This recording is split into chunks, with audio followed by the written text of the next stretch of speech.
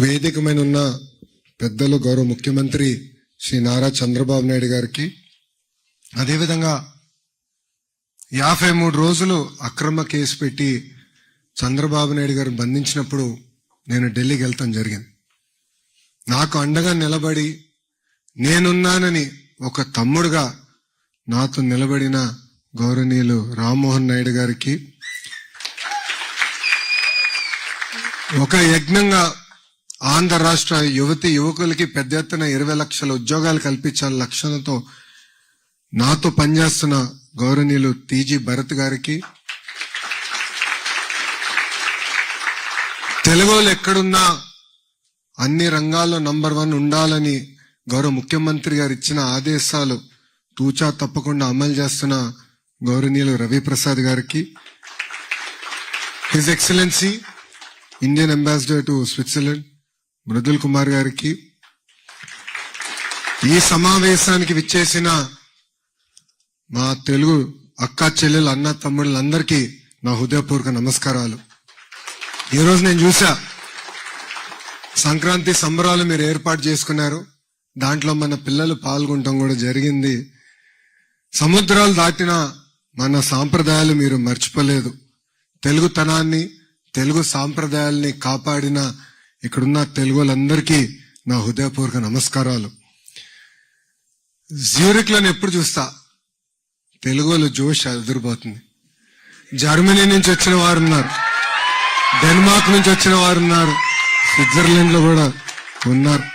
సుమారుగా 20 దేశాల నుంచి ఈరోజు గౌరవ ముఖ్యమంత్రి శ్రీ నారా చంద్రబాబు నాయుడు గారు కలిసేదానికి మీరందరూ పెద్ద ఎత్తున ఈ కార్యక్రమాల్లో పాల్గొనడం జరిగింది. గౌరవ ముఖ్యమంత్రి గారు మా అందరికి ఒక విషయం చెప్పారు. మేము రాష్ట్రంలో ఎక్కడికి వెళ్ళినా, నేను దేశంలో ఎక్కడికి వెళ్ళినా, ప్రపంచంలో ఒక ప్రభుత్వ కార్యక్రమాలకు వెళ్తే తప్పనిసరిగా మొదటిగా తెలుగు వాళ్ళని కలవాలి, వాళ్ళతో సమావేశం ఏర్పాటు చేసుకున్న తర్వాతనే మీరు ఏ కార్యక్రమాలలో పాల్గొనాలని ఆయన గతంలోనే చెప్పారు. మాతో చేపిస్తే కాకుండా ఒక ఆదర్శంగా నిలబడి అధికారంలోకి వచ్చిన తర్వాత వరల్డ్ ఎకనామిక్ ఫోరంలో 2సారి పాల్గొనేదానికి వచ్చినప్పుడు జ్యూరిక్ లో ఉన్న తెలుగు వాళ్ళందరినీ కలిసేదానికి గౌరవ ముఖ్యమంత్రి గారు ఈ సమావేశం ఏర్పాటు చేస్తాం జరిగింది. వాస్తవంగా చెప్పాలంటే ఈ సమావేశం ప్రజా ప్రభుత్వానికి ఒక అదృష్టం లాంటిది. ఎందుకంటే కరెక్ట్ గా సంవత్సరం క్రితం ఇలాంటి సమావేశం ఏర్పాటు చేసుకున్నాం. ఇప్పుడే రాము చెప్పినట్లు మనకు తెలీదు పెట్టుబడులు వస్తాయా, ఎలాంటి పరిస్థితులు ఉంటామని. కానీ ఈ సమావేశ అదృష్టం కనుకనే యావత్ భారతదేశంలో ఏ రాష్ట్రంలోకి రాని విధంగా 18 నెలల్లో సుమారుగా 23.5 లక్షల కోట్ల పెట్టుబడి, తద్వారా 16 లక్షల మంది యువతి యువకులకి ఉద్యోగాలు కల్పించడానికి ఒప్పందాలు కుదిరించుకున్నాం. పెద్దలు చెప్పినట్లు భారతదేశంలో 100 రూపాయలు పెట్టుబడి వస్తే దాంట్లో 25.3 రూపాయలు ఈ రోజు ఆంధ్ర రాష్ట్రానికి వస్తుందంటే, నంబర్ 1 లో ఉన్నామంటే దానికి కారణం మన గౌరవ ముఖ్యమంత్రి శ్రీ నారా చంద్రబాబు నాయుడు గారు. తెలుగువారి ఆత్మగౌరవం కాపాడింది ఒక వ్యక్తి. మీసం తిప్పి తెలుగువాడి సత్తా ఏంటో ఢిల్లీకి చూపించిన ఒక వ్యక్తి. తెలుగువాడి పౌరుషం ఏంటో ఢిల్లీకి చూపించిన వ్యక్తి. ఆయన పేరు చెప్తే ఢిల్లీ దడదల్లాడిన రోజులు. ఆ 3 అక్షరాల పేరు ఎన్టీఆర్. విశ్వవిఖ్యాత నరసార్వభౌమ స్వర్గీయ నందమూరి తారక రామారావు గారు. ఆయన తెలుగుదేశం పార్టీ స్థాపించారు కనుకనే తెలుగు జాతికి గుర్తింపు వచ్చింది. గతంలో మనందరినీ మెద్రాసీలు అనేవారు. ఆ చరిత్ర తిరిగి రాసిన వ్యక్తి అన్న ఎన్టీఆర్. ఆయన ఏ ఆశయాలతో అయితే తెలుగుదేశం పార్టీ స్థాపించారో దానికి ఇంకొక చక్రం జోడించి డెవలప్మెంట్ ఎజెండాగా పెట్టుకున్నారు ఈ వ్యక్తి. అప్పట్లో ఐటీ అని, ఇప్పుడు ఏకంగా క్వాంటమ్ అని మనందరినీ ముందుకు నడిపిస్తున్నారు. అంతేకాదు వేరే రాష్ట్రాలకి లేనిది మన రాష్ట్రానికి ఆ వ్యక్తి ఉంది. ఆ వ్యక్తి కూడా 3 అక్షరాలే, మన సిబిఎన్. 2024 ఎన్నికల ముందల చాలా మంది నన్ను అడిగారు, ఆంధ్ర రాష్ట్రం ఇప్పటికీ నష్టపోయింది, 5 సంవత్సరాలు పరిపాలనలో మనం 30 సంవత్సరాలు వెనక్కి మీకు ఏముంది, మీకు ఆ భరోసా ఎక్కడి నుంచి వస్తుందంటే నేను ఒకటే చెప్పా, మాకు ఉంది, వేరే రాష్ట్రాలకి లేనిది మన గౌరవ ముఖ్యమంత్రి చంద్రబాబు నాయుడు గారు.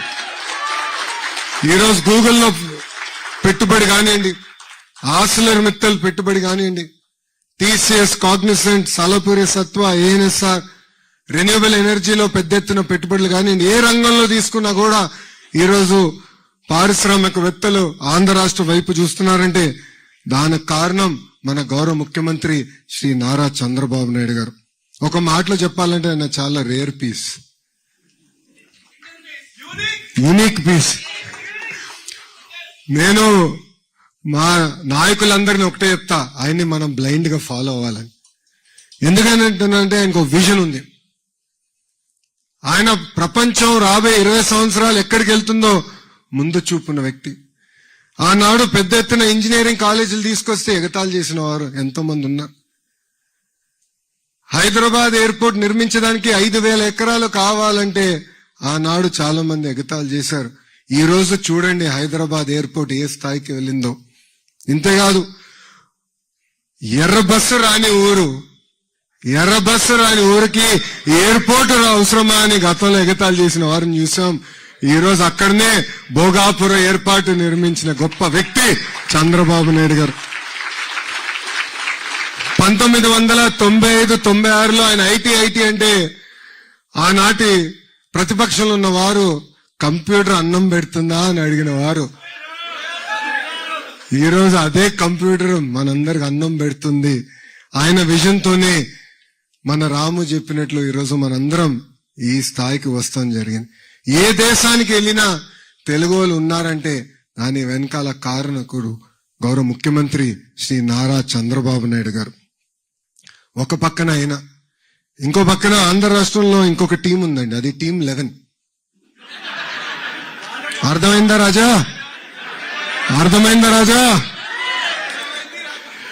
అదొక ఏడుపు గొట్టు టీము. వాళ్ళకి ఏడుస్తోంది తప్ప ఇంకేది తెలీదు. పెట్టుబడులు మేము తీసుకొస్తామంటే ఏడుస్తారు.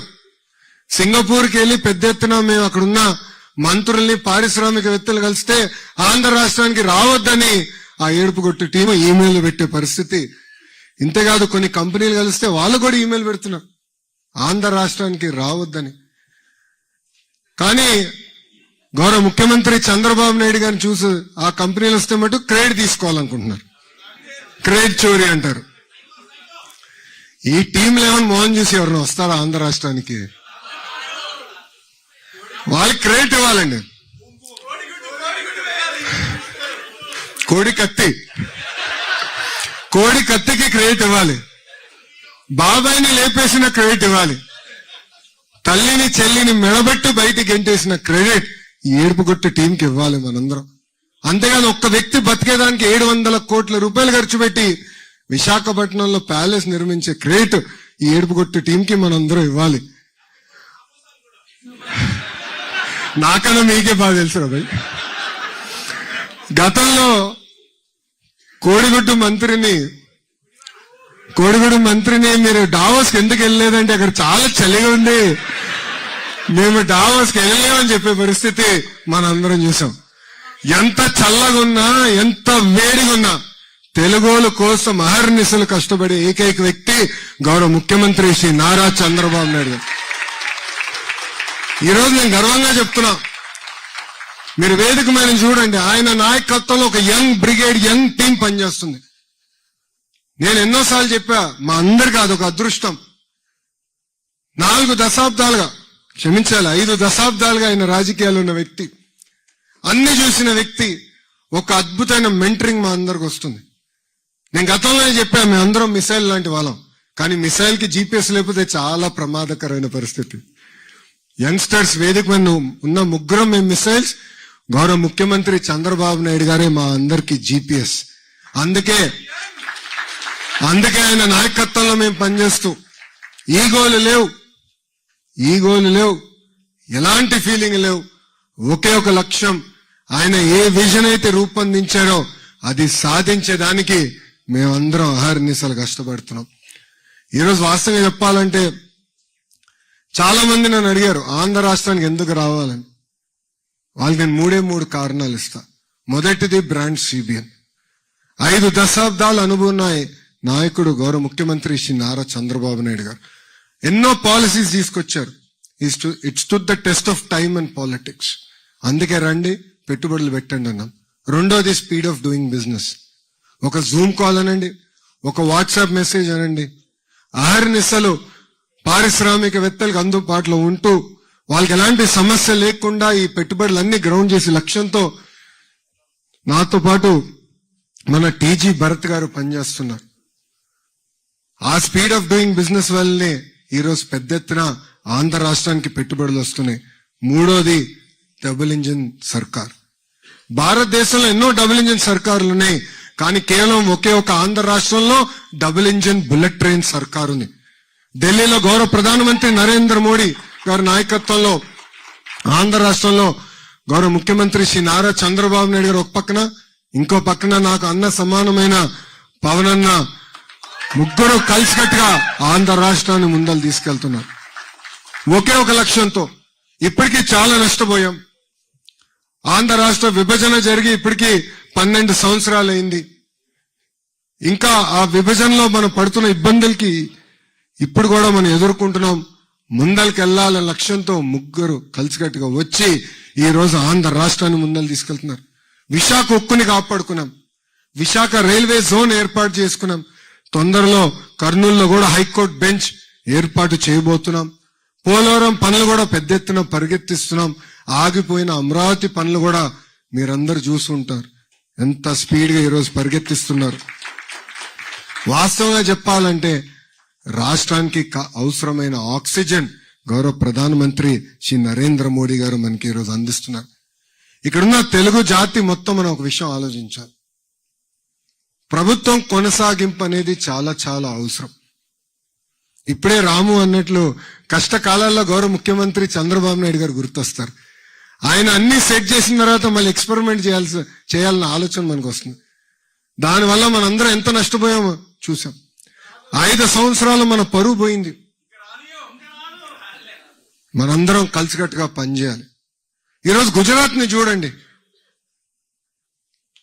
5-6 టర్మ్లు కంటిన్యూస్ గా ఒకే ఒక్క ప్రభుత్వం వస్తుంది కనుక వాళ్ళు ఎంత స్పీడ్ గా ముందరగలుగుతున్నారు. మొన్నటి వరకు ఒరిస్సాలో కూడా చూసాం. నవీన్ పట్నాయక్ గారి నాయకత్వంలో వాళ్ళు కూడా ఎంత అభివృద్ధి చెందారు. సో ఆంధ్ర రాష్ట్రంలో కూడా ప్రభుత్వం కొనసాగింపు అనేది చాలా చాలా అవసరం. దాంట్లో మనందరం భాగస్వామ్యం అవ్వాలని ఈ సభాముఖంగా నేను మిమ్మల్ని అందరినీ కోరుకుంటున్నాను. ఇది మన ప్రభుత్వం. వీఆర్ నాట్ పర్ఫెక్ట్, మేము మనుషులమే. 10 నిర్ణయాలు తీసుకుంటాం, 3 తప్పు అవుతుంది. 3 తప్పు నిర్ణయాలు అనిపిస్తే తెలియజేయాల్సిన బాధ్యత ఇక్కడున్న మీ అందరిపైన ఉంది. సరిదిద్దుకోవాల్సిన బాధ్యత వేదిక పైన ఉన్న మా అందరిపైన ఉంది. వింటాం, చర్చిస్తాం. మేమన్నా మిమ్మల్ని కన్విన్స్ చేస్తాం, మీరన్నా మమ్మల్ని కన్విన్స్ చేయాలి తప్ప ఆంధ్ర రాష్ట్రంలో ఇంకా మార్పు అనేది ఉండదు. ఈ ప్రభుత్వం 1 టర్మ్ 2 కాదు కదా, పవన్ అన్న చెప్పినట్లు కనీసం 15 సంవత్సరాలు కలిసికట్టుగా మనందరం పనిచేయాలని ఈ సభాముఖం మీ అందరికీ తెలియజేస్తున్నాం. ప్రజాప్రభుత్వంలో అభివృద్ధి సంక్షేమం జోడెద్దుల బండి. ఈరోజు భారతదేశంలో ఏ రాష్ట్రం జరిగిన విధంగా సంక్షేమం చేస్తున్నాం, అభివృద్ధి చేస్తున్నాం. సంక్రాంతికి మీరు మీ గ్రామాలకు వెళ్ళుంటే రోడ్లు చూస్తుంటారు. డెఫినెట్లీ ఇంప్రూవ్ చేశాం. అన్ని రోడ్లు వేసాం అని అనట్లేదు, చేయాల్సింది ఇంకా చాలా ఉంది. కానీ ఇన్ఫ్రాస్ట్రక్చర్ ఇంప్రూవ్ చేశాం, కరెంట్ ఛార్జీలు తగ్గించాం, ఇచ్చిన హామీ మేరకు యుద్ధ ప్రాతిపదికంగా డిఎస్సి పూర్తి చేశాం. 150 రోజుల్లో సుమారుగా 220 కేసులు వేసిన ఈ ఏడుపు కొట్టు బ్యాచ్ కేసులు వేసిన నిలబడి అద్భుతమైన నోటిఫికేషన్ ఇచ్చాం. వెనుకనే డిఎస్సి పూర్తి చేశాం. 6,000 మంది కానిస్టేబుల్స్ కూడా ఏకంగా వాళ్ళ పోస్టులు భర్తీ చేశాం. ఇంకా రాజధాని పనులు ప్రారంభించాం. మన నినాదం ఎప్పుడు ఒకటే, ఒకే రాష్ట్రం ఒకే రాజధాని, కానీ అభివృద్ధి వికేంద్రీకరణ. అన్ని ప్రాంతాలు సమగ్ర అభివృద్ధి చెందాలని మేము అహర్నిశలో పనిచేస్తున్నాం. నేను నవ్వుతా టీజీ భరత్ గారు కూడా చెప్పాను, కేబినెట్ లోనే పోటీ జరుగుతుందేమో అనిపిస్తుంది. గౌరవ ముఖ్యమంత్రి గారి నాయకత్వంలో ఒక పక్కన నేను విశాఖపట్నం ఎకనామిక్ కారిడార్ అంటే, ఇంకో పక్కన మన TG Bharat Tirupati economic corridor అంటున్నారు. పెట్టుబడులకి మేమేం పోటీ పెడుతున్నాం. ఎస్, అన్ని ప్రాంతాలకి తీసుకెళ్ళాలి. కర్నూలు గాని, తిరుపతి గాని, అనంతపూర్ గాని, కడప గాని, ప్రకాశం గాని, నెల్లూరు గాని, ఉభయ గోదావరి జిల్లాలు గాని, ఉత్తరాంధ్ర గాని, అన్ని ప్రాంతాలకి పెట్టుబడులు తీసుకెళ్లాలని అహర్నిశలు కష్టపడుతున్నాం. ఇంతేకాదు, వేదికమైన గౌరవ కేంద్ర మంత్రి రాము కూడా ఆంధ్ర రాష్ట్రానికి ఒక ఏరోస్పేస్ కంపెనీ వస్తే ఇమీడియట్ గా నాకు ఫోన్ చేసి, అన్నా వీళ్ళు వస్తున్నారు, బోర్డు మొత్తం వస్తుంది, ఇమీడియట్ గా నువ్వు ఢిల్లీకి రావాలి, ముందర కూర్చో, ఆంధ్ర రాష్ట్రాన్ని కలిసికట్టుగా వాళ్ళకి ప్రొజెక్ట్ చేద్దాం, ప్రెజెంట్ చేద్దాం అని చెప్తాం జరిగింది. మొన్న ఇట్లనే ఒక గ్లోబల్ ఏవియేషన్ కంపెనీ వస్తే వాళ్ళు ఎవ్వరిని కలవలేదు, గౌరవ ప్రధానమంత్రి గారిని కలిశారు. తర్వాత ఆ బోర్డుతో రాము నేనే కూర్చుని ఆంధ్ర రాష్ట్రంలో ఎందుకు పెట్టుబడులు పెట్టాలని మేము ఒక బ్రాండ్ అంబాసిడర్స్ గా పనిచేస్తున్నాం. అందుకే ఇక్కడున్న తెలుగు జాతిని అంతనే ఒక విషయం కోరాలనుకుంటున్నాం. ఈ రాము చెప్పినట్లు మనం ఎక్కడున్నా కలిసిమెలిసి ముందరికెళ్తాం. తెలుగు జాతి గర్వపడే విధంగా మనం ప్రపంచంలో ఏ దేశానికి వెళ్ళినా మనందరం పనిచేస్తాం. మీరందరూ మా బ్రాండ్ అంబాసిడర్స్. మీరు మీ కంపెనీల్లో పెద్ద ఎత్తున ఆంధ్ర రాష్ట్రం గురించి మాట్లాడండి, చర్చించండి, ఆ లీడ్స్ మాకు పంపించండి. ఆంధ్ర రాష్ట్రంలో గ్రౌండ్ చేసే బాధ్యత మేము తీసుకుంటామని ఈ సభాముఖం మీ అందరికి నేను హామీ ఇస్తున్నా. అంతేకాకుండా మన సంస్కృతి సాంప్రదాయాల్ని ముందలు తీసుకెళ్లాల్సిన బాధ్యత ఏపీ ఎన్ఆర్టీ పైన ఉంది.